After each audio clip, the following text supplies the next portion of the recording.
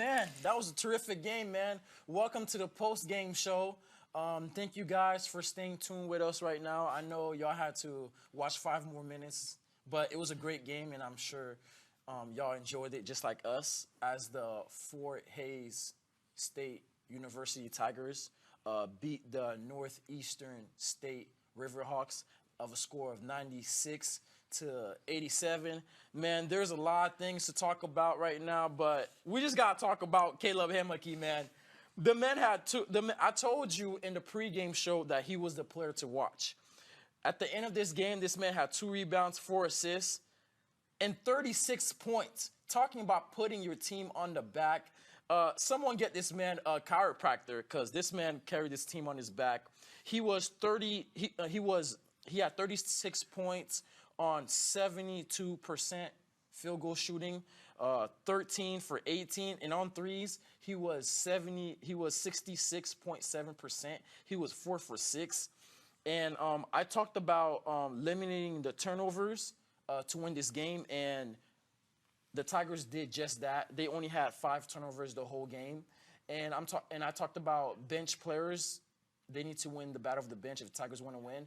And Trajan Davis came up huge in this game. He had 11 points and 4 big-time rebounds.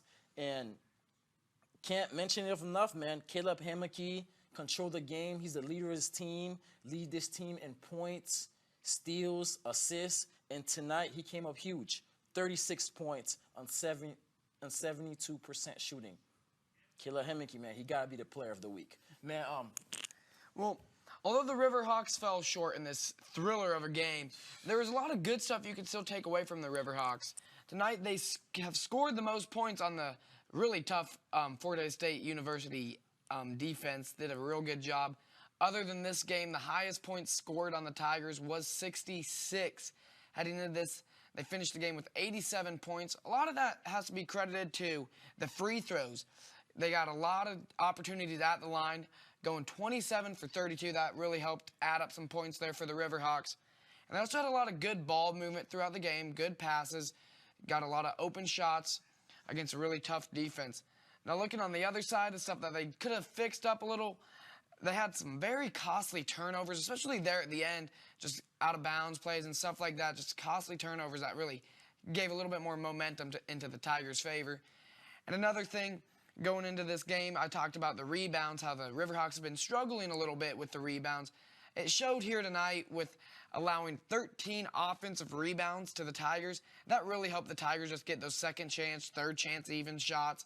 So that little mistake right there is just something you might want to fix for the Riverhawks moving forward. But what a great game till the very end, just down to the very end, going all the way into a overtime period.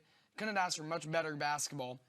We'll see you next time on the next Tiger Media broadcast on Saturday as the Fort Hays State Tigers take on the Rogers State Hillcats.